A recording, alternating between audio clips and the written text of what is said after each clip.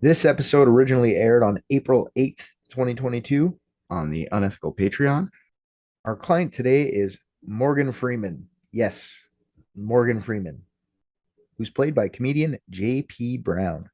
Find him on Instagram at this is JP Brown. I'm fucking happy to have you. Rick's the one with the red shirt, and he's super pumped to see you too. Look at him. Oh, dude. When Richard starts talking, I just tune it out until he says my name. Can't get out of my goddamn head that Abigail. I've been calling the prison. I called the police. No one ever picked up Abigail. Like, where the fuck did Abigail end up? Who the fuck was that guy? Well, it's not like you don't normally make bad decisions, so this is just another one in a string of probably worse ones. This is probably the least bad decision that you've made and the least bad occurrence that's come from it. That's comforting, right? Well, those sound like pretty bad decisions. That must be really bad decisions then. They are bad decisions. Who the fuck? Oh, I'm sorry. I just couldn't help but overhear y'all talking about somebody named Abigail missing. And then you made a little quip about bad decisions being like girls missing. And I thought I'd just step in and say, hello, I'm Morgan Freeman. How y'all doing? He's fucking Morgan Freeman. Hi. I'm absolutely Morgan Freeman. Yep. Nice to meet you. Richard, you seem surprised. This is why we chose this bar to hang out in. This is the bar that Morgan Freeman will randomly appear to you in. All the time. This is one of my favorite watering holes. You're not supposed to tell him I came here to stalk him. We're supposed to pretend he's surprised. That's why I'm surprised. Wait, what? Nothing. I didn't know you were here ever. Oh, okay. Well, then that's good then. All right. So what are y'all drinking? First round's on me. I was actually drinking the signature drink here, Morgan Freeman's Tears. Morgan's. Oh, that's one of the favorites. That is definitely all the rage. I do hear it grants wishes. I did it myself. It was me and a handful of geniuses, and we made it happen. A lot of sad movies went into the process of making that drink, but that's neither here or there. Thanks for the drink. You know what we could do for you, Morgan Freeman? We solve crimes, my man. We solve mysteries. Oh, really? Yeah. That's incredible. I didn't hear about that. I'm stuck on this Abigail thing for now, but I mean, if you got something you want us to solve, I could definitely take care of that for you. We could definitely take care of that for you. I think I gave up all my crime-solving days back in Chicago in the movie 7. That whole case took a toll on me, kind of. I mean, I didn't show it. I never really show it, ever. But unfortunately, that might have been the time where I hang up my revolver. Does that mean that everything that happened in the movie 7 actually happened in real life to you and they just filmed it? It's a possibility. I won't say yes. I won't say no. Because Kevin Spacey might kill you. Because Kevin Spacey might kill me. If he gets out, of course. Anyways, the offer's still there, Morgan. Can I call you Morgan, Mr. Freeman? Absolutely. You can call me Morgan. You can call me Morgan Freeman. You can call me Mr. Freeman. You can call me Morgan Free. That's my hip-hop name. Well, Mo Free. Why didn't I think of that one before? More free. Mo Free. Mo Free. I like that. All right. You're a good kid. Thanks, Mo Free. If you want me to solve a crime for you or anything that's been itching at that beautiful brain of yours, you let me know. Well, actually, now that you mention it, there's been one crime that's been racking my brain for centuries. That's how long I've been around. I'm God. Anyway, it's the case of Narumi Takumi and Megumi Yashiki. I know it sounds delicious, but unfortunately, these are two real people. And something really terrible happened to the both of them, and I'm sad. Well, you know what, God or Mo Free, I think I know who you're talking about. I've been researching this for actually weeks already. I just have to mull it over with the boys, and we'll come back to you. I know you sit over in that corner. I mean, I'm pretty sure your drink's over in that corner, right? So it is. I'll have to run and go get it. I'll be right back. Let me just go get it. It's okay. I don't want God watching me over this entire time. It's okay. Scary. We're actually waiting for a friend who's taking your spot. Oh, yeah. No offense, but thanks for the tears. No. I'll come see you. I'll come see you at the end, and we'll tell you what we came up with. Oh, absolutely. Please do. I'd love to hear it. An elite team of private detectives. What if balloons are aliens? Maybe that's the key component we're missing. Cover-ups. John's guilty. Mysteries that need to be solved. Maybe Mormons need mountains. Richard, shut up. one here was a little different for me because I started researching a different topic to do the show, and then I was like, there's not really much to it. And then I started looking at other things, and then I got to this other case. So I kind of have like a couple things jammed together, and you'll see. So it's going to sound like long-winded to get to the actual case, but in reality, it's all interesting, and it's all backstory, lots of culture stuff because it's Japanese, and I didn't really understand why things were happening. And I had to research a word, and then I went, you know what I mean? It just leapfrogged from there. And I didn't want to do anything North American. I wanted to do something a little bit like something I don't know, because you hear about all the Western stuff. I don't really hear too much Japanese culture, Chinese culture, stuff like that. So you kind of want to go off the beaten path a little bit, and yeah. So I started looking into Japan and hauntings, because that's where the original thing started. And then I found out pretty quick that Japan's summer season is their spooky season. It's not like October like us. It's like when it's hot out, that's when it gets spooky in Japan. Oh wow.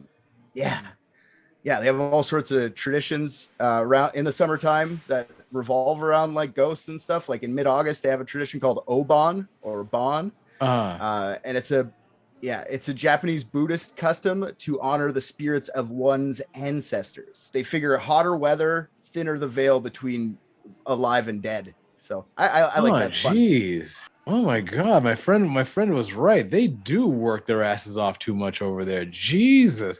The time during the summer, we're supposed to be like chilling, smoking some weed, having some beer, kicking your feet up, getting a tan, having a swim, clapping some cheeks, whatever.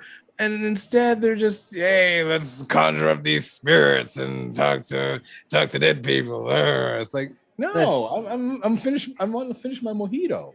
That's how they relax, man. They're just like, I just want to take a nice break from all of the stress at work and then add a ton of stress in my off time. Exactly. The only thing that satisfies me and makes me happy. Yes. They say that actually to be scared actually chills your spine, like gives you a sweat, so it actually cools you down. That's like the reasoning, like one of the reasonings behind it.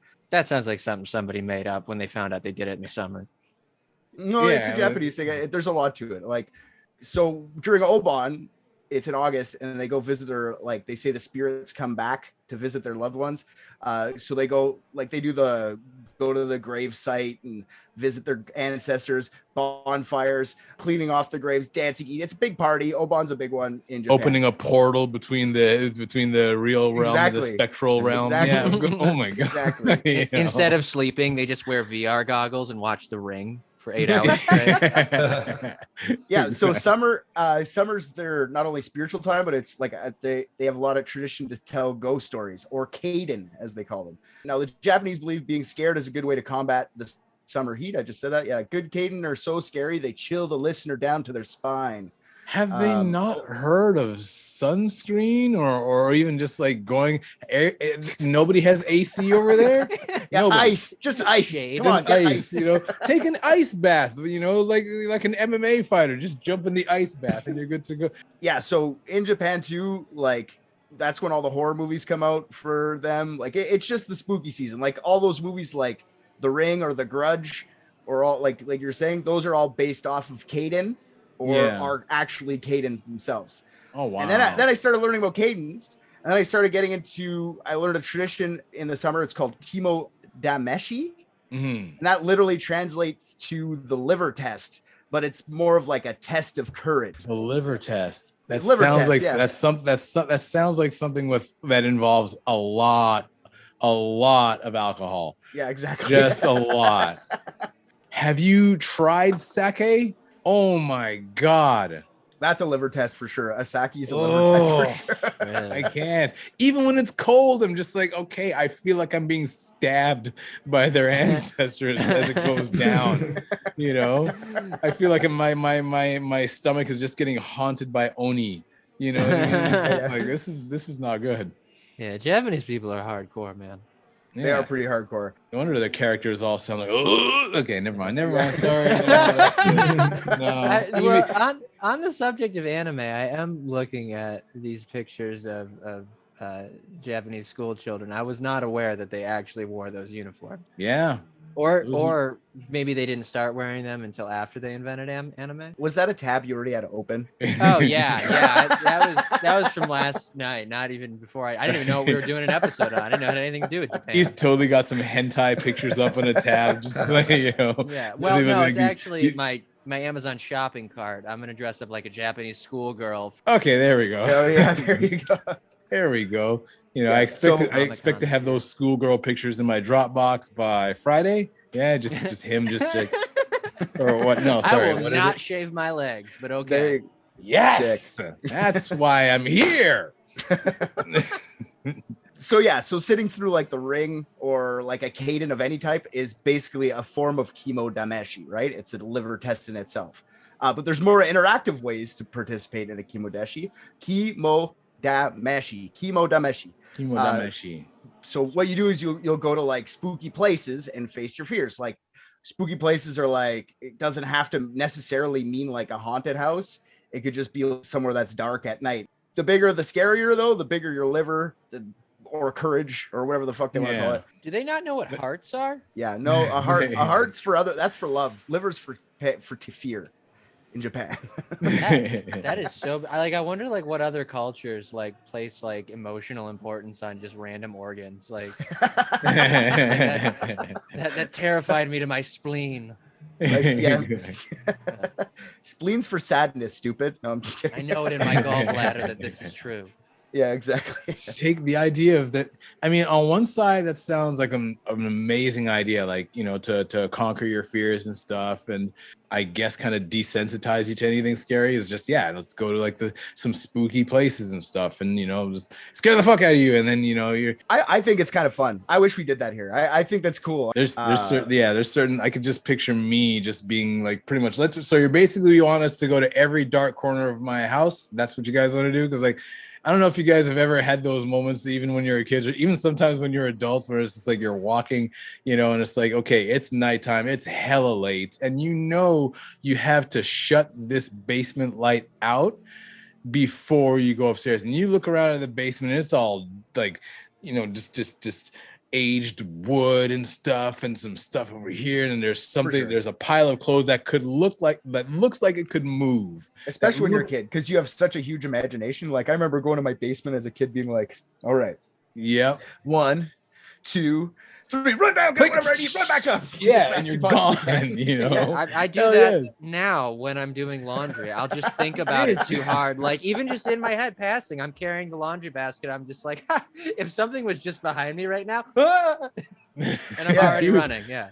Yeah, dude, same. Like, yeah, there's so many. Even especially like, oh, I'm hearing that spooky, eerie music that was in the movie I saw the other day. Oh shit! Now I gotta run, and then you get that chill in your spine. It's like, oh, that's what he was talking about. Yeah, it's so relaxing. I've never felt so refreshed and at ease.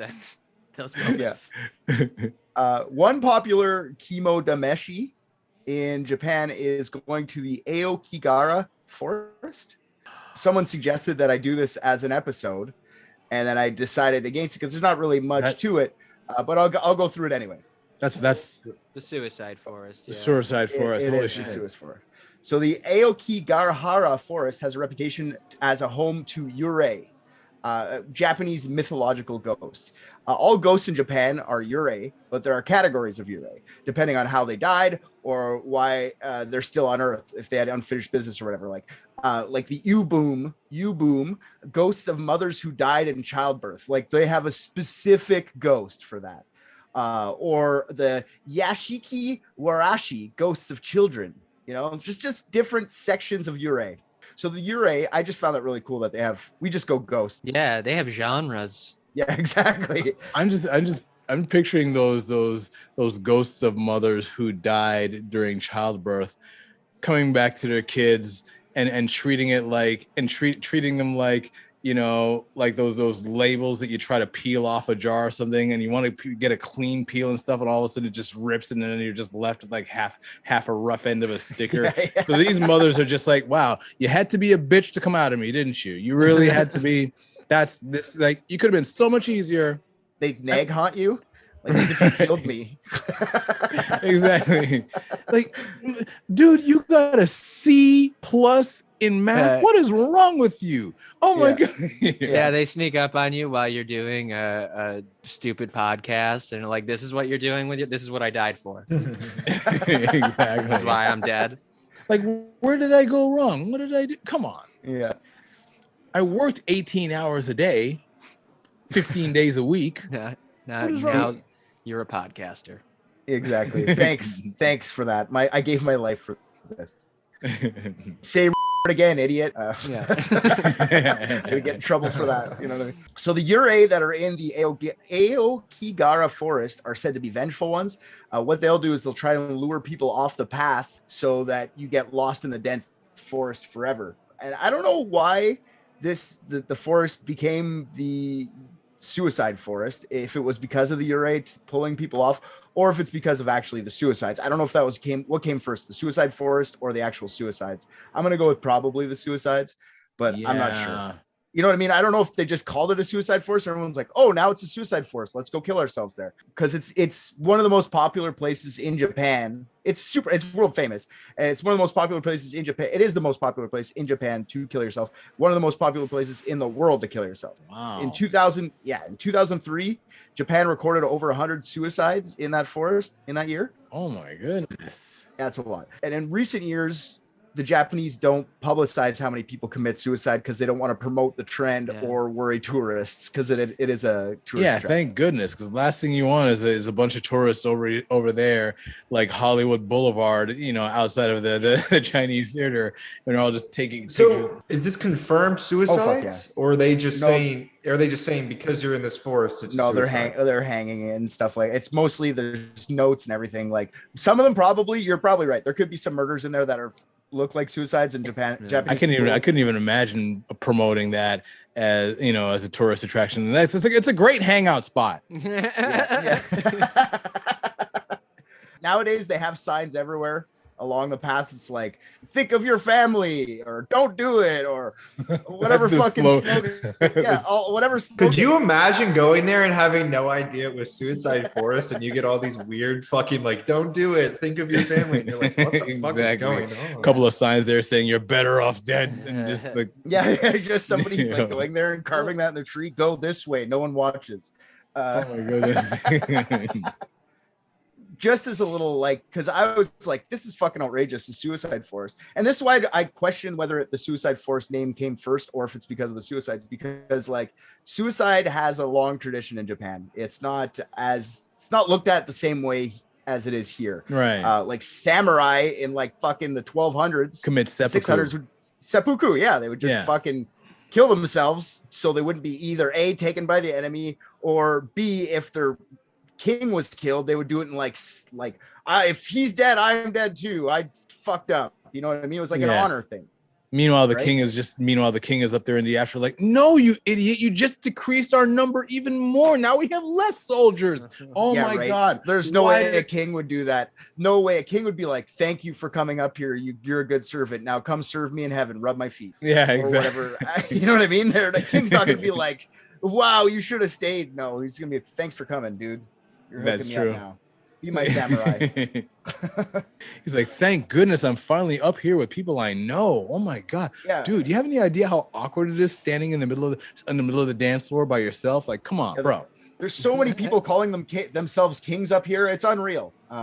Exactly. I'm clearly the king. I just got here. But I started looking into seppuku. I was like, oh, it probably ended around 1600s. No, it continued right to World War II. Soldiers and civilians would commit suicide instead of face defeat. They would just blow their fucking brains out. World War II. The most recent seppuku I could find was in 1970.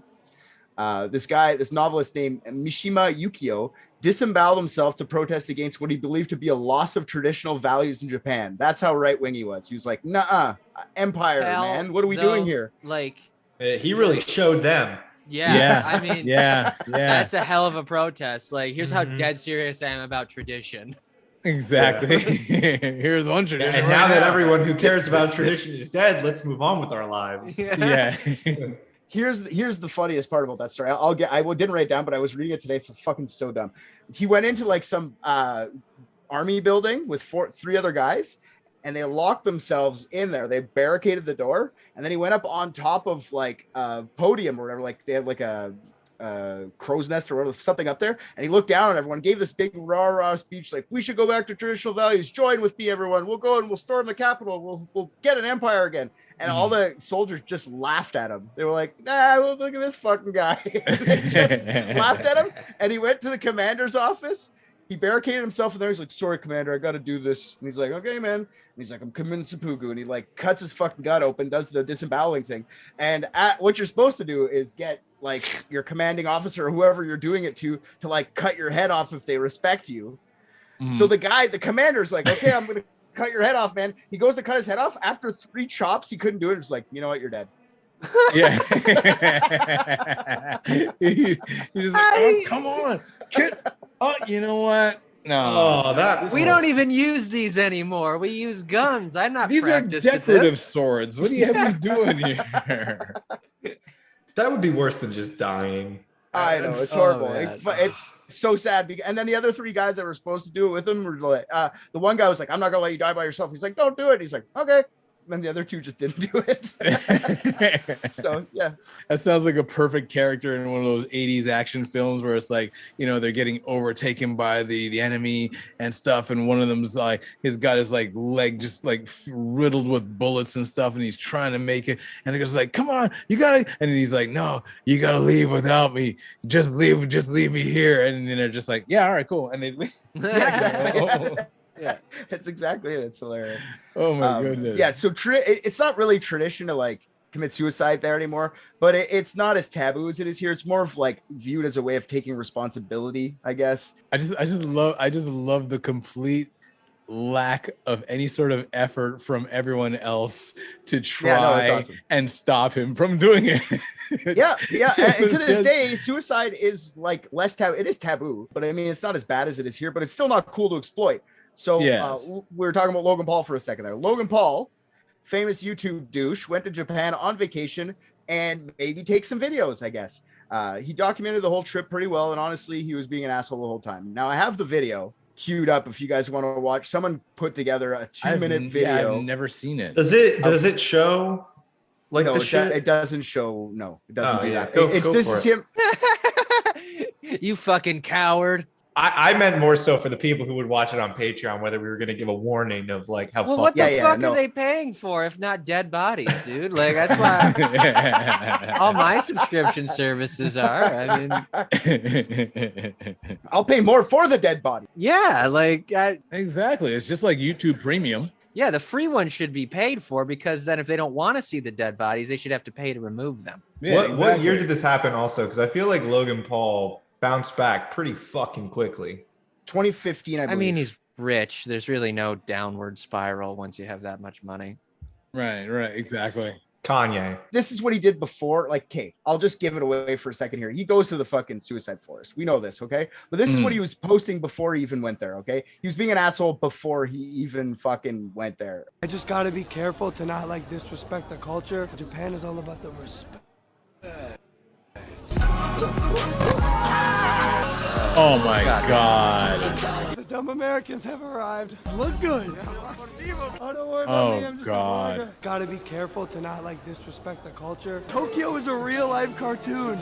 It's gonna eat the GoPro. What did he do? No. You know how it is in Japan. They're all about the respect. We're gonna be respectful. LoganPaul.com/shop. Look, they just got loaves of bread. I'll take the whole thing. Oh, Lord. This one is just for a display. Oh, so we're going to be respectful. The Game Boy Color. How much? 9,500? Ah! Excuse me, sir. The game seems to be malfunctioning. Mucho broken, though. Toyota, I choose you.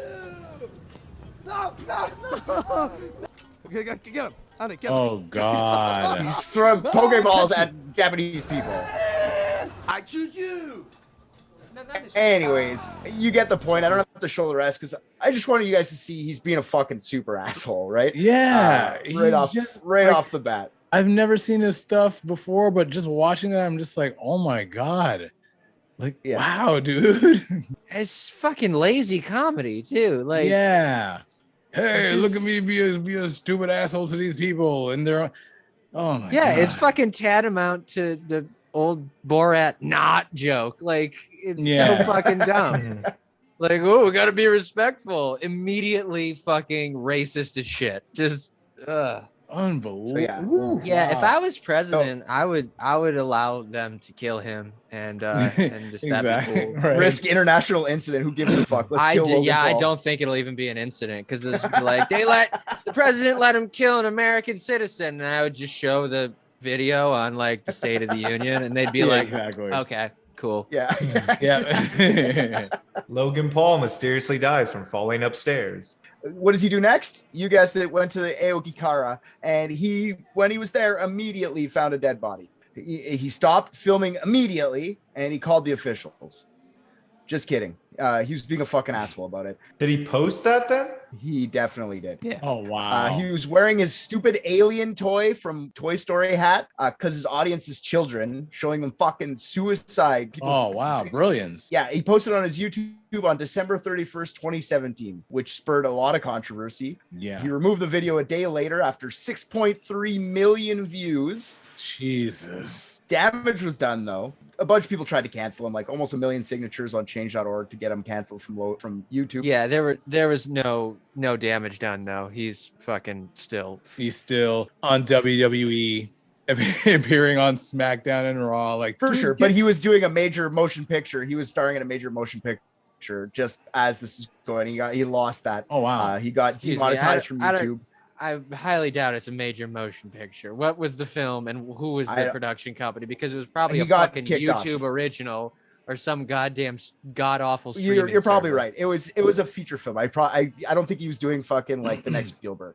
But he just got kicked off a movie. I don't know what movie it was. He got kicked off it though. I'm pretty sure it was something to do with YouTube though. I think now that you're saying that, I'm pretty sure it was like him playing himself in a movie kind of thing. Not like himself, but like himself. Right. He's still a pretty big douchebag. I just wrote that he's doing well for himself. The only thing that's been awesome about that guy since that happened is in 2021 when fucking Floyd Mayweather punched him in the head a bunch. I really liked watching that. If you guys want a palate cleanser of watching Floyd Mayweather punch him in the head a couple times, I definitely have that queued up too. It's too bad though. It was just an exhibition match and stuff. It was too bad. It was so like staged and stuff. You know, like, but because it was just like, oh man, I would have loved to see Floyd Mayweather just beat the that's why I feel like that was a problem with the way that everything was promoted because they should. Logan Paul is such like a self-centered prick. I feel like we could have gotten him to agree to having Floyd Mayweather just show up at any point throughout a year and fuck him up in his driveway. Like that would have been far more preferable. Like anytime from January 1st to December 31st, he's just gonna pop by while you're holding groceries. Yeah, that'd be let me help you with that. Boom. Liver shot, overhand right. Down he goes. Just Mayweather's uppercut right here is awesome. There you go. That was worth the price of admission right there. Should we watch it one more time just because he gets fucking bopped? Right, good. Woo. Oh god, that's awesome. God damn, that's amazing. Woo. Anyways, I was happy when that happened. But I mean, he took 8 rounds of Floyd Mayweather punch in the face. I don't even care, man. That's pretty tough. I don't know if Mayweather would want to. I think Mayweather would probably be happier in the ring against Logan Paul. He's a pretty big boy, and with death in your eyes because someone's coming to your house, I don't think like Floyd Mayweather's not a young man. And yes, he's not as big as him. I think the ring's probably a better place. Logan Paul, like, yes, he's a douchebag, but he's huge. He's a big dude. Oh no, for sure. I mean, yeah, but I saw both of their faces in that just now, and one of them was completely fine with everything happening, and the other one wasn't. So yeah, exactly. You know what I mean? Boxing has rules, though. That's all I'm saying. Especially when I see his brother Jake Paul going up against somebody like Ben Askren, like an MMA fighter, a retired MMA fighter who was never really a striker anyway. You know what I mean? They're hype boys.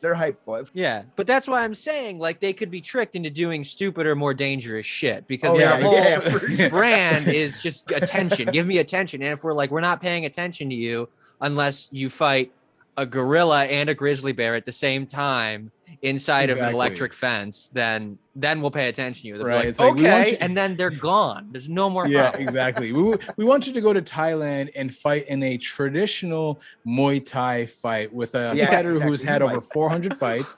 No gloves. It'll be all rope, hemp rope tied around the knuckles and wrists. And the traditional way, dipped in glue, shards of glass. You know, Tradition. yeah. Or better Traditional yet, glass fighting. Better yet, we'll watch everything you do if you do everything you did in the Japanese video in China. Go and do that, and then we're on board. Yeah, exactly. They'll never come back.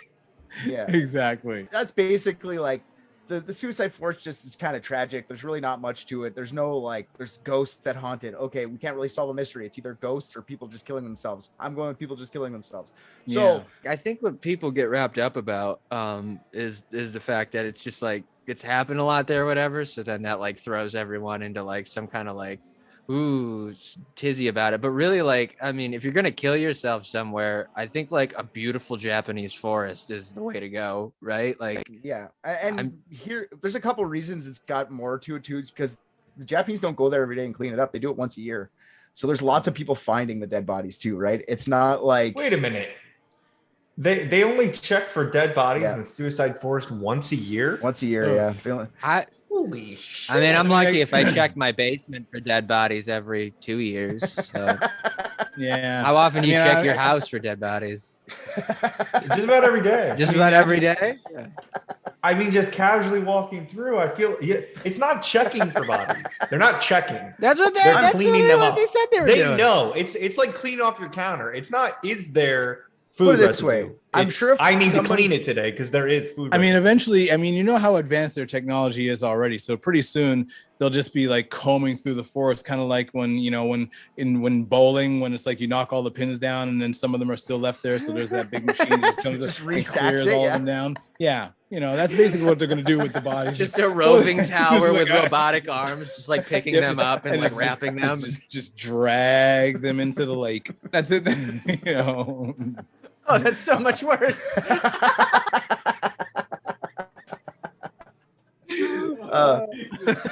So there's really Oh. like I said, there's not much to there's no conspiracy here. It's just a nice place to kill yourself. If you want to kill yourself, Japan has a suicide past. It's not really much to it. Yeah. Sorry, I'd be more concerned if like they kept finding dead bodies like in front of like a particular McDonald's in Japan. Like that would be much more concerning than like a beautiful forest. If just like every day you woke up and like unlocked the door as a manager to a specific McDonald's and then just a dead body drops down in front of you. Like that would be cleaned up every day. That would be cleaned up every day. You're right. You would hope. You would hope they had the standards for that. I'm not going to confirm that, but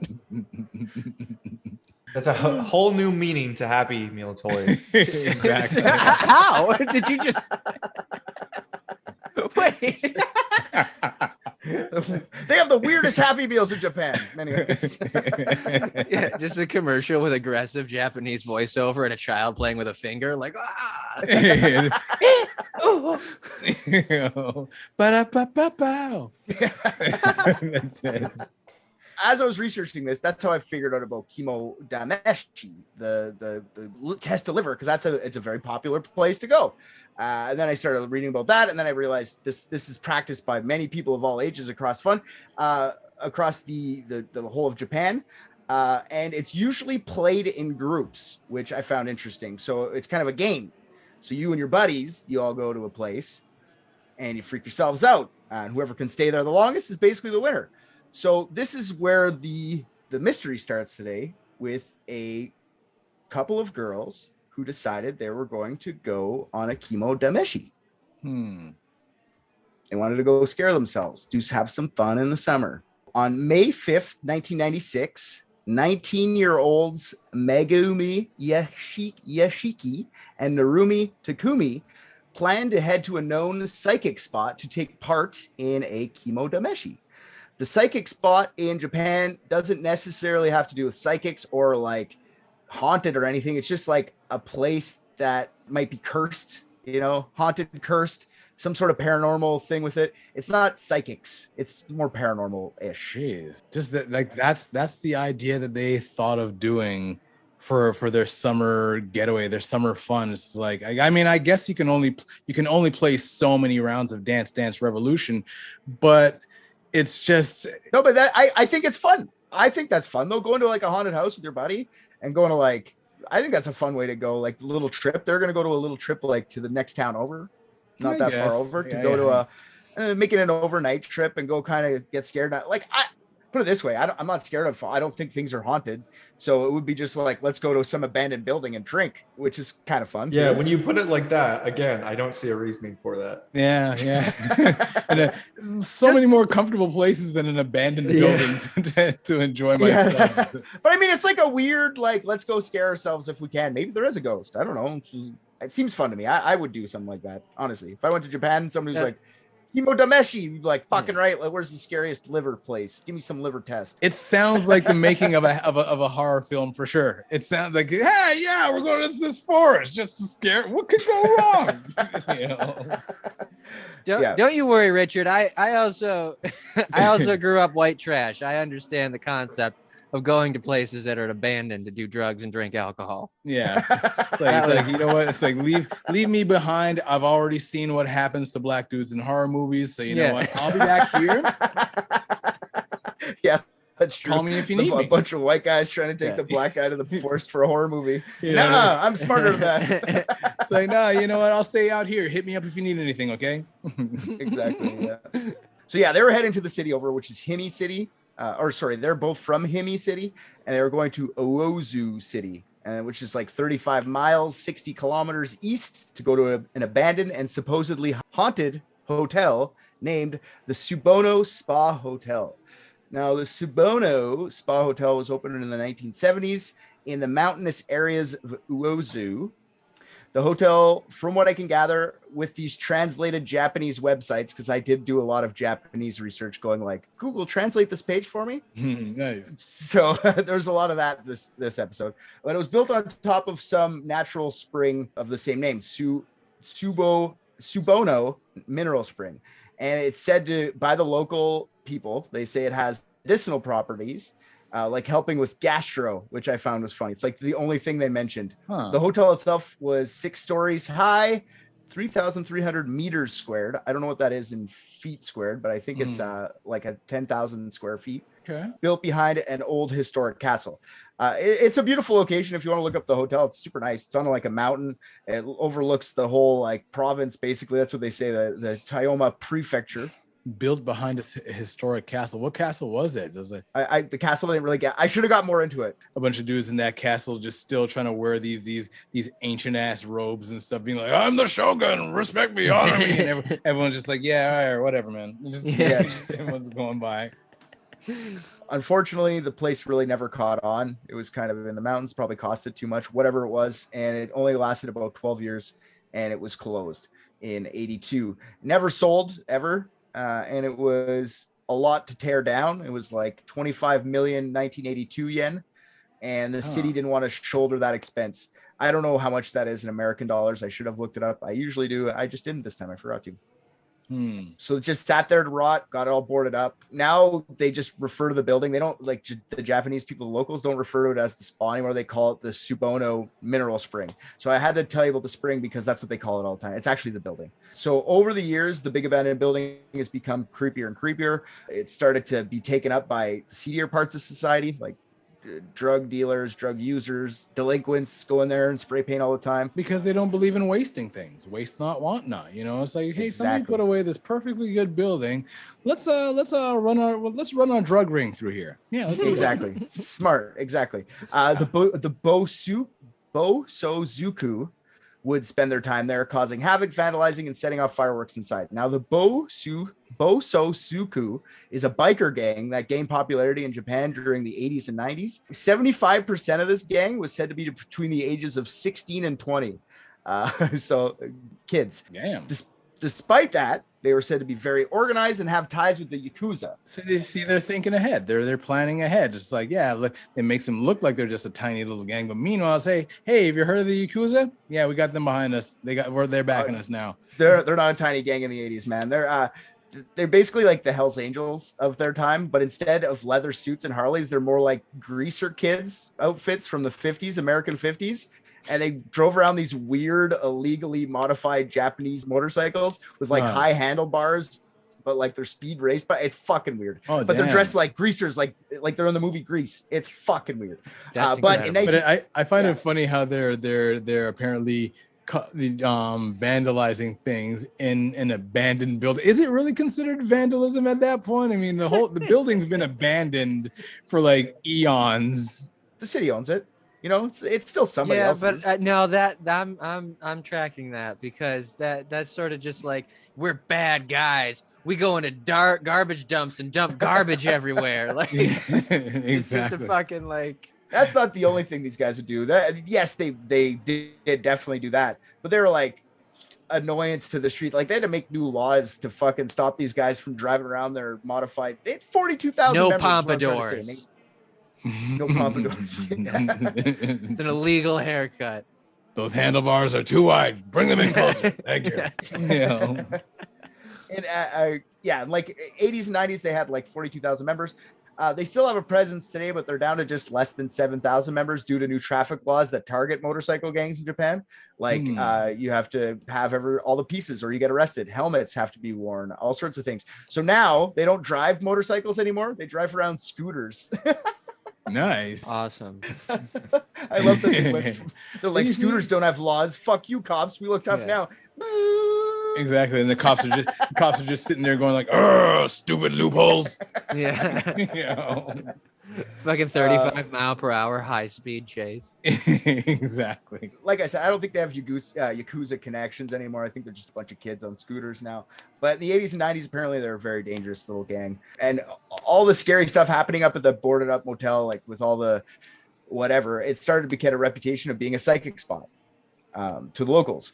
And I don't know if it's just like the superstition or like just ignorance of poor people being up there doing drugs and shit. You know what I mean? Like, is it actually haunted? Did anyone ever see a ghost, or it's paranormal, or is it just because fucking shady people hung out there? I don't know, but it is considered a psychic spot. So as far as the girl's concerned, that was where they're going. And I don't really know where they picked up the idea of going there. There's a couple different theories as to why they decided they were going to head up there. One was that they had heard about it from some friend a year or so ago, and this wasn't even their first time to go there. It was another time. There's this going there for the second time to go hang out. Like I said, it's fun the first time in the spray painted motorcycle gang abandoned building that they had to see it again. Yeah, the meal's so nice they tasted it twice. Okay, well, exactly. Oof. They're like, let's go back to our game. Maybe we can get scooters.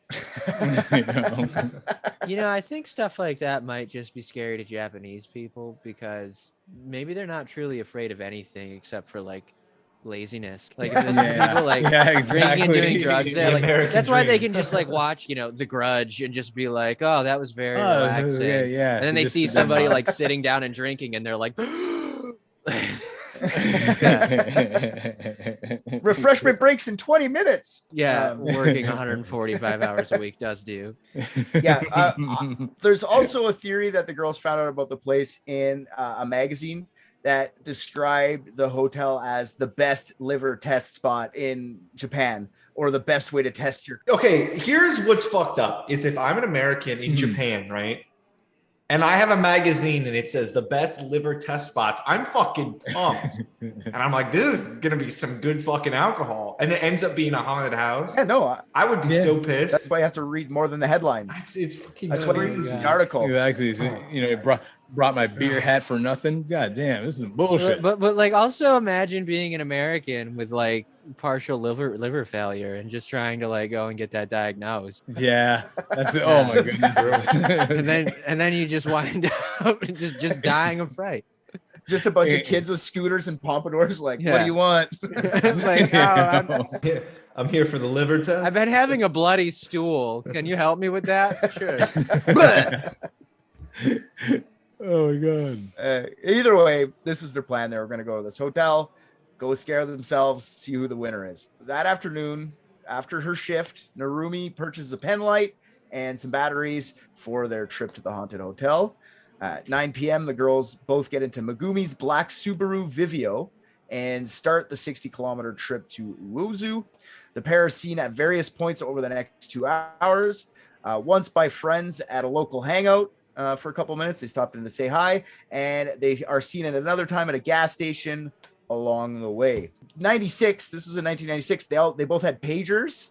You guys remember pagers? And they were communicating with their family via pager the whole time. And at 11 p.m., one of Megumi and Narumi's friends got a message from them saying, "We are in Uozu." Now, this is the last time anybody ever heard from the two girls. They vanished into thin air along with Megumi's Subaru. A couple days after they disappeared, Megumi and Narumi's family started to get worried and called the Toyama Prefectural Police. The first place the police went to look was obviously the hotel because they knew they were going there. There was no trace of the girls at all. The Vivio wasn't there. No footsteps, blood, any evidence at all. The girls had even been there, nothing disturbed at all. Police theorized that the girls ran off on their own and didn't want to do any further searches. They didn't want to waste the money or whatever manpower to go out and look. They're 19-year-old girls. If they're gone, they're gone. You can't find the car or nothing. They just went away, right? Well, like also, I mean, they failed the liver test, so they're worthless in Japanese culture. There's no point in pursuing them. Exactly. It could either be like something incredibly spooky and supernatural, or maybe that little kid gang had the best cleanup crew ever. Just like left its, because I've been through a Japanese airport before. When I was going to Thailand, we had like to walk through a connecting flight we had to stop off at Tokyo, and literally as the bunch of us were walking through, there are people behind us, a cleanup crew behind us, scrubbing and sweeping and cleaning and everything, like right as we're walking. I'm not making this up. Their airport spick and span clean. It's like brand new every day. That's good though. We should be more crazy. Like the Japanese. Yeah, man, absolutely. So their murder scenes. I mean, come on now. Their murder cases would be no different. Exactly. They're not leaving no clues. Like mop all this stuff up. The quick or pick her up. Well, what if though? Like, what if they weren't normally that clean? They were just trying to insult you. Like they're just like, we don't want any of this here. It's terrible. So it took about a month for the police to take the girls' disappearance seriously, but the police actually did do two bigger searches, one in June and one in August. With these searches, the police looked with helicopters across the mountainsides and cliffs where a car could have went over. The searches conducted all along the coast between Himi and Uozu. Nothing, not even any sightings. They asked people that no one's seen them. And then this is when this became like a huge story in Japan. Over the years, these two girls and their Subaru have been missing. Many theories as to where they ended up were circulated in the media and opinion pieces, and were all over the place. One of the main theories was that North Korean operatives kidnapped them and brought them into sex slavery over into North Korea, which apparently was a huge fear in the 80s, Japan. There's a whole fucking Wikipedia page about like North Koreans stealing Japanese people in the 80s. Wow. So that sounds like it could be true. Like just maybe, who knows? That was on my.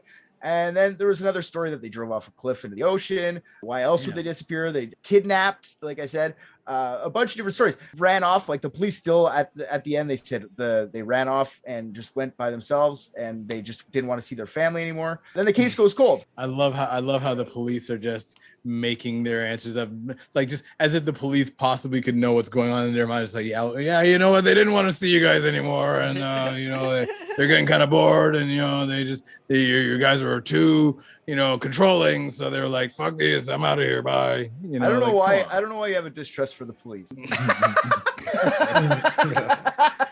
That's true. Yeah, good point. That's true. Yeah, so the case goes fucking cold. Probably could have used a better investigation team, is what I wrote here, for 24 years. And then on Wednesday, March 4th, 2020, the Toyota Prefectural Police used a crane to pull out a Subaru Vivio from the seabed at the Fukishi port in Imizu City. Imizu is about 13 kilometers, 8 miles from their home of Himi. The car had human remains scattered within. Along with the remains, there was a credit card receipt for gas. So at the place that had been seen at earlier, March 11th, The video was identified as Megumi's. About a month later, the Toyama Prefectural Police reported that a skull and pelvis were not left due to severe damage from the DNA analysis. Sorry, I'm reading a translation of this from the fucking Wikipedia. So it's a translation from English to Richard. Yeah, exactly.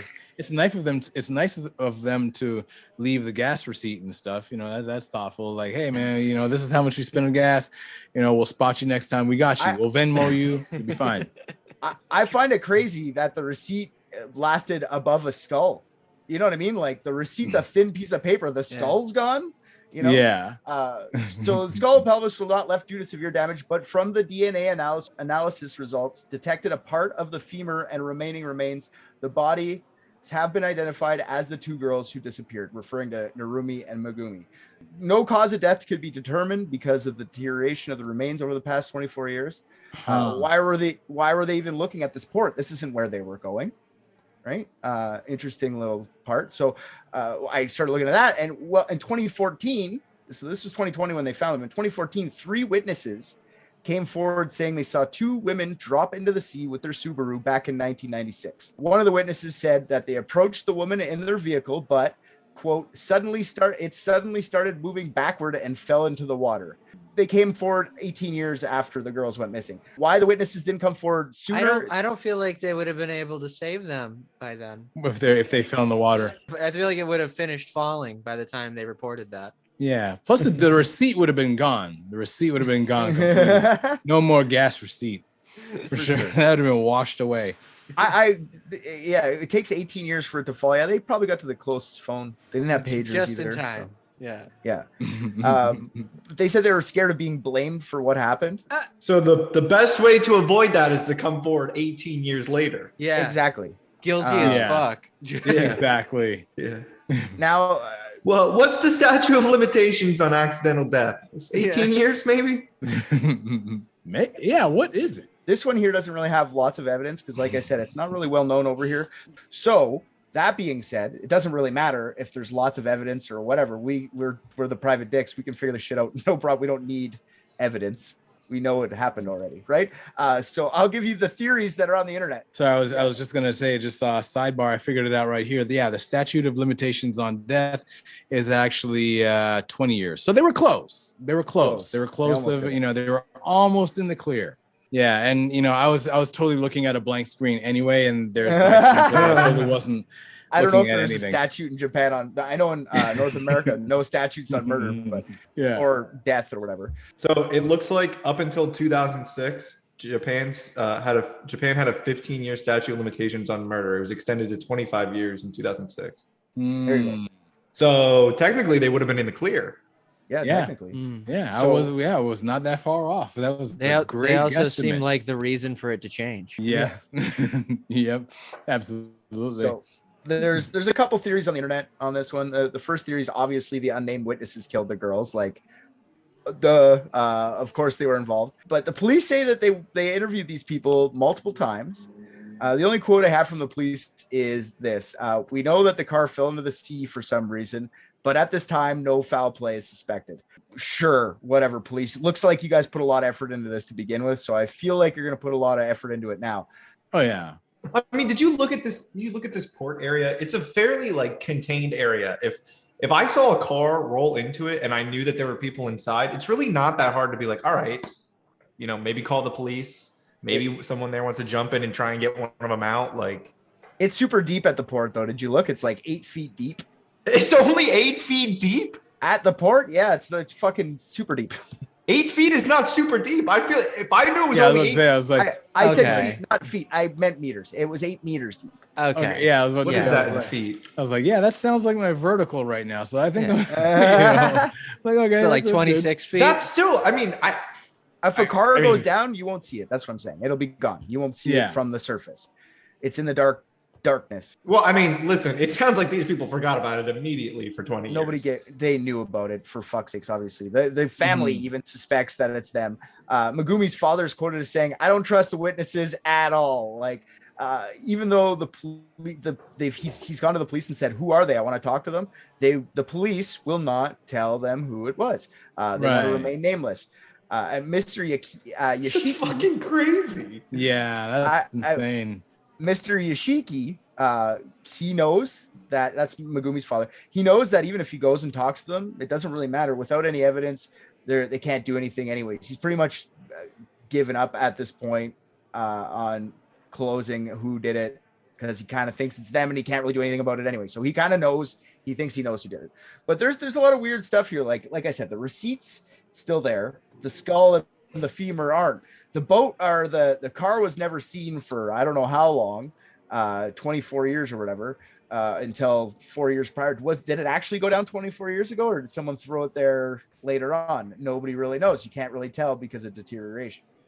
Yeah, I mean, that's the question too. If it did go over at that time, you would think that at some point the car would, like, I don't think it would have just stayed there. It would have gotten moved based on, like, water. Depends what's coming in, right? Like if there's big fucking boats, like, I don't know. I don't know much about ports, so I can't really say much. I would assume it would stay there. It's a piece of metal, but who knows?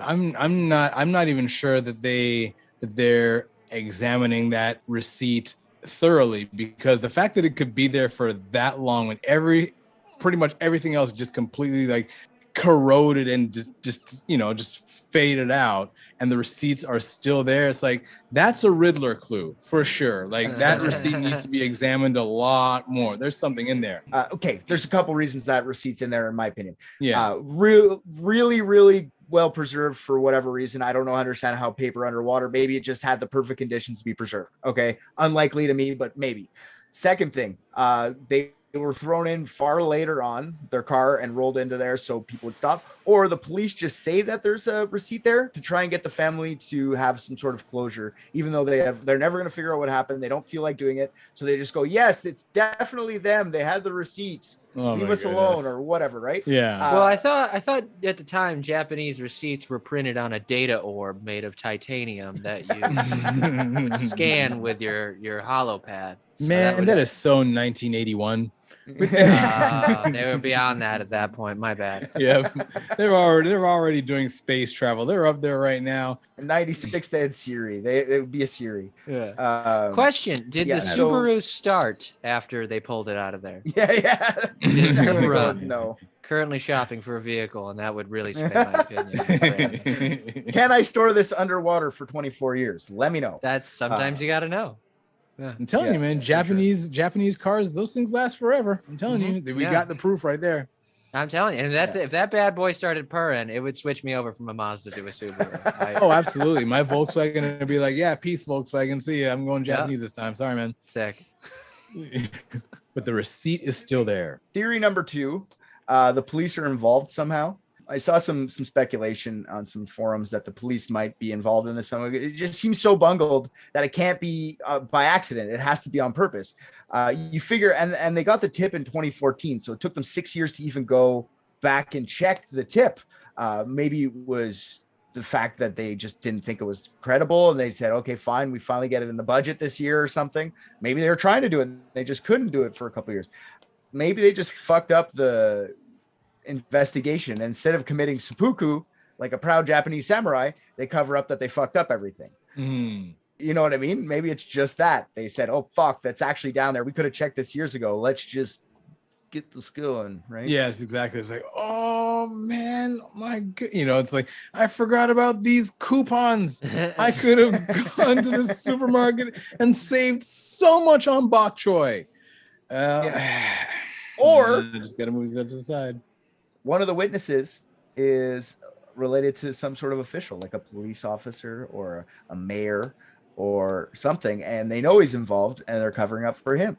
I don't really know. Japanese are much more private than us. They, especially in 1996, like there's not as, like I trust me, I dug for this one a lot to get what I got. And so it's either A, police are involved, A, the witnesses, B, the police are involved somehow. Maybe with the witnesses, or they just don't give a fuck. Or theory number 3, ghosts possessed them. This theory goes that they actually made it to the hotel or to the mineral spring and got the haunt they wanted. More of a haunt than they wanted. They get possessed, right, by some little creepy girl in front of a TV or some shit. And then it chases them all the way to the port, like it follows or some shit. I don't know.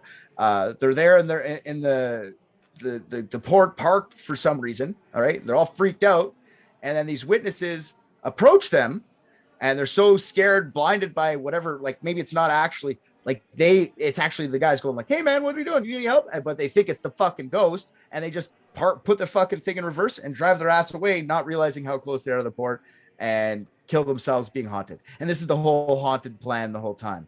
You know what I mean? This is the ghost's plan. The ghost wants to kill them, scare them into killing themselves somehow. Right. And then the ghost, the Yurei, got them. You know what I mean? Classic horror movie stuff. That's one of the paranormal websites I was on. That's fun, right? Right. It just sounds like they put a lot of effort into that script. You know what I mean? Because it's just like sure. It's just when you think it's like no. I mean, when you think about like okay, there's the police and government officials, but then you realize, holy shit, how much did the Yakuza have? How much influence do they have on society over there? Right. That cleanup and cover up seems way too, it's just, and then be like, yeah, it's the ghost that did it. Boogie, boogie, boogie. Like, you know, it's like, no, it's the fun one. It's the fun. It's the, what was the word? The Caden of the whole thing, right? It's the Caden version of what happened. The ghost scared them to the two little girls, and they went to places they shouldn't have went, and now they died. It's a story behind it. Whether obviously it's not true. I don't believe in hauntings. I don't know about you guys, but it's a fun one to say for a theory. I mean, I don't rule it out, but at the same time, it's like it's especially because it's like, wow, these ghosts, like, is this our future when we die? We just become these asshole ghosts, like, and that's one of the reasons why I'm always skeptical about like the whole supernatural thing and stuff, because it's like, okay, let's say I die, I'm a ghost and something like that. Do I come out to, you know, everybody and be like, hey everyone, I'm a ghost, this is what the afterlife is like, this is how it goes here, this is what it feels like, blah blah blah, let's sit down, I'll sit down with you, we can talk about this? Or do I hang around in old abandoned houses, start slamming doors and throwing plates across the room and stuff, and just being this undead troll, you know? Yeah.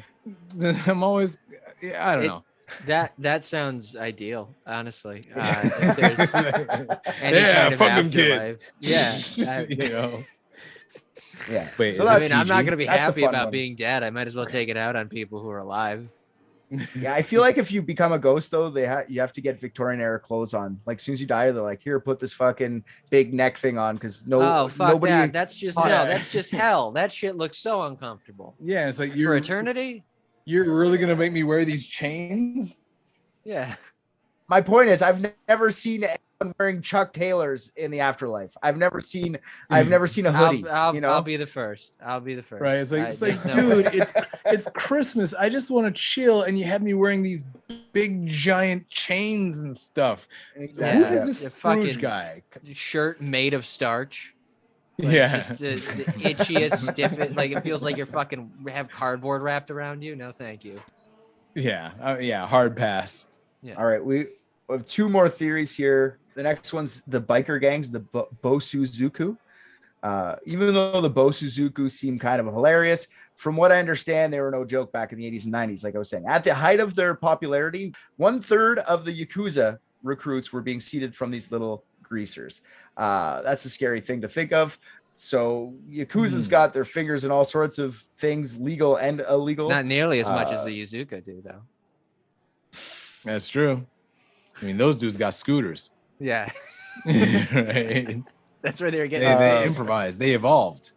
I bet you that dude who was like, oh, we should bring back old Japanese traditions. Maybe that was like one of the Yakuza guys. He was just like, back in my day, we killed people with katana blades and swords. That's what we need to do now. We gotta bring back ancient Japanese traditions, swords, killing yourself, pompadours, motorcycles, traditional Japanese values. This theory goes more of the length of like, maybe they went to the hotel for their little scare fest and they walked in on some sort of drug dealer, some sort of illegal thing, and they had to get whacked by the mafia, basically put back in their car, dropped in the ocean at a neutral place. whatever. It's plausible, but I mean, it's not fun, and I don't like it. So no, fuck off with that one. But it is out there. The Bosozuku. You got to look them up. It's hilarious. Bosozuku. Or Z. I'm sorry, you guys don't understand. No, I understand. I was raised in Canada. I know you were. I'm talking to the other two. They're both Americans. Oh, cool. Yeah. What'd you say? I couldn't understand that. Yeah, exactly. Sorry, you guys are what's Canadian. Important. Yeah. So the last theory is they're just idiots. Maybe the girls never made it to test their liver. Maybe they just decided they didn't want to go there anymore. They turn around, maybe they saw the biker gang at the hotel. Something scared them off. They're just like, fuck this, let's go back. So they go drive back, and they stop in at this town. They stop at the port, and they're like, oh, no one's here. Let's kind of see where we can go from here. Maybe it's still night's young, maybe they're lost, whatever, right? And then these guys come up to their fucking window and go, what are you guys doing here? And they go, holy fuck, we're getting robbed. Put themselves in a reverse, fucking hit the gas pedal, drive their own asses into the ocean. And these guys go, we just scared these girls to death, basically. They drove themselves off. I'm not telling anyone. I didn't mean to scare them. Or maybe he did mean to scare them. Maybe it was a prank. Maybe they were like, let's go scare these girls in this car. And the one guy okay, and he sneaks up behind, and then the other guy comes up like, give me all your money. And the guy goes, boo, on the other side, and they go, fuck this, we're out. Who knows? The other guys, one of them turns to the other. See, I told you this was a bad idea for a surprise party. Exactly. I told you. But I mean, best liver testers ever, though, right? They would be. Yeah. They tested the shit out of their liver. Yeah, they killed them. I think it's probably more like, what if what if the driving into the port was the liver test? What if they were just they were playing chicken, but if truly they were actually backing up, they just they couldn't exactly roll out of the car while it's backing up. Yeah. So then maybe they just got kind of swooped into it, and that'd be just awkward. They try to dive out. Don't be a pussy. If you stop now, you lose. Keep going, bitch. Yeah. Keep going, bitch. Keep going, bitch. Oh shit, you went too far. We're dead. Yeah, exactly. Falling in midair. Keep going. You gotta get out yet. You pussy. I win. Yeah, exactly. And that's it. Wow. Awesome. And that's the sound they made before they hit the water. So now, after hearing, so my theory is I actually think it was our version of the liver test. I think they were just normal 19-year-olds. The legal drinking age in Japan is 20. I think they were out drinking with some friends. They were 15 minutes from their house, decided to park by the port, and they did what drunk kids do and not put their e-brake on. And that was the end of that. Backwards. Yeah, it could be that too. And I think maybe the people that saw it maybe they were all just drinking there, right? It was all underage kids drinking there. That's why they didn't turn it in right away. And could be, honestly. I agree, because they used to go hang out. Remember I said they took a pit stop. It was near, but I'm just saying it doesn't really matter. In their little city, Kimi, the kids used to hang out near the port and talk all the time. So maybe they were just in that city. Maybe this is where the kids hang out, and they went here and no one was there. And if I had to guess, the reason that the witnesses were kept secret, and that if this was what happened, they didn't tell the parents if they knew that there was alcohol involved, is because Japanese culture is really big on shame. So why make the parents go through that? So they killed themselves? No, I think it was their own fault. Sure. I think they were drinking and. Oh, I thought maybe you were implying that they drank and then they were so ashamed that they seppuku. No. I think the police aren't giving all the information to the parents, because why push that further shame? Right. Yeah, and you're right. There's cultural differences there, so you don't want to tell them they're idiots and they accidentally fell off. So it's more acceptable in their culture to be they were kidnapped or they were whatever the fuck it was, right? They had to run away from some villain and they heroically got away, but unfortunately they had to die at this port. Be less. That's a realistic answer. But I like that they got spooked and scared into the water by these guys, and they went, "Ooh, not gonna say anything about that. Whoopsie doozy." Yeah, exactly. Like, hey, you guys in here? Oh, this is. Or I also awkward. like the chicken Kimodameshi where they're like Kimodameshi, where they're both like, stop, I dare you to stop, don't stop, you bitch. I like both of those. But I don't think there's any real mystery. I think accidentally fell into the water, whatever reason. No one really. It's not like we had cell phones for them to be like, we stopped in to get a bite or something. I don't know why they're in that town, but there was a reason, and they accidentally. Yeah. Check the receipts, people. The receipts. The answer is there. I'm telling you, the Japanese version of the Riddler, he's just sitting there, just annoyed out of his mind, just like, they fucking won't figure it out. I literally put a clue there. I did some research into receipt printing at the time. Of course, and you fucking did. There is one type of. Was it printed on 42-pound semi-translucent? No, so all receipt paper is called thermal paper, right? But there is one type of printing called dye sublimation. I can't find out whether it was at that time used in Japan, but if it were, dye sublimation is completely waterproof, and so it's thermal paper. So if it were printed on it, it would last long enough to be. Telling you, see, now we're getting into it. Next thing you know, we're going to be finding something that we have to decode there, in the paper and stuff. I'm telling you, guys, we're on. I don't something. know. I was expecting something with a little more meat there. I don't think figuring out how this receipt survived is going to make Morgan Freeman happy. But well, I was trying to figure out whether or not a receipt could survive, or if it was like that long in water, or if it was a plant, as if somebody went dumped the car, threw the receipt in that they had in their car, just to make it seem like, oh shit, this car was here the whole time, right? This is the date linkage. But it really, I mean, it still could be the receipt was already in the car, they dumped the car, and right. It seems weird that a car is in the exact location that witnesses saw it 18 years prior. The way that water moves, I would think that it would get shifted. It would get washed out, yeah. Yeah. For sure. So that it's really weird. This is why it's such a big story over there, because it is really mysterious. Like there's really no real answer to the whole thing except for whatever we decide right now, because that'll be the official answer to the whole thing. We solve everything all the time. That's right. Yes. So whatever it comes down to from here, we can actually get Morgan Freeman to use his godly powers to go tell the Japanese officials we can put this bad boy to bed. Listen, if the Japanese were smart, they'd be monitoring their ports better. I mean, who knows what could be coming at their ports at any moment, Yeah. Mm-hmm. Well, here's is this where you're getting your Pearl Harbor joke in? Is this where you're getting the Pearl Harbor joke in? I was waiting. No, they're the ones attacking ports. Is that what you're trying to say right now? Did any of you decide to check the receipts? Now, I was sitting there, Morgan! I just decided to make an entrance. I'm sorry. I heard JP talking about receipts, and after listening to what you were saying, I think that maybe the secret's in the receipt. I think we can find it. All right, good pull, Rick. Let me take it up to my cloud, and then I'll see what I can do. I'm in my cloud on I have a MacBook. Free, thank you. Cool. Thanks very much for that. That was easy, right? We solved that for you, no problem. You should. I already know who did it. And I'm God. Remember? That's correct. That's right. And you remember what he did say? He said it made him sad. So maybe the mystery all along was just how to cheer up Morgan Freeman.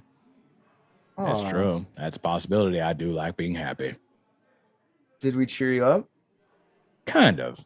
Can I have your phone number? I mean, yeah, if you want to. I'm kind of seeing somebody right now, but I'm flattered. But I'm sure we could hang out. We could hang out as friends. And I told my wife, you're my one exception. Morgan Freeman ever wants to fuck, I'd be down. We're allowed. Oh, believe me, I'm totally finna smash. Absolutely, I'm ready to smash anytime you want. Absolutely, I will clap those cheeks.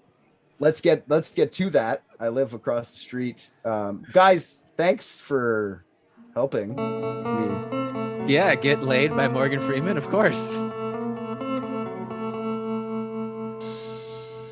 What was the social again? At I am JP Brown. At this is JP Brown. This is JP Brown. This is JP Brown. So there you go. Awesome. Yeah. And at Morgan Freeman, if you want to talk to Mo. At Mo Free. Yeah. I just watched Private Dicks, and I think RJ is the funniest. What? Come on. Hey there, all you private dickheads. That's probably not the name we're gonna stick with. Anyways, RJ here. I am here to tell you thank you for listening to another episode of Private Dicks. If you liked what you heard, go on Apple Podcasts, Spotify, anywhere they take your reviews, drop us 5 stars, say something nice. Also, what you just heard was from last season. If you want current episodes as they're dropped, head on over to patreon.com and search up Unethical Podcast. That's our mother podcast. I was not aware Private Dicks was a spinoff. I'm going to renegotiate my contract. On Patreon is a full 16-episode season, more of Private Dicks, uncut videos of each episode, and many more things are getting added all the time. You can also find all of Unethical's content on there, so go listen to that. And if you're already a patron, fuck yeah, dude. You're the best.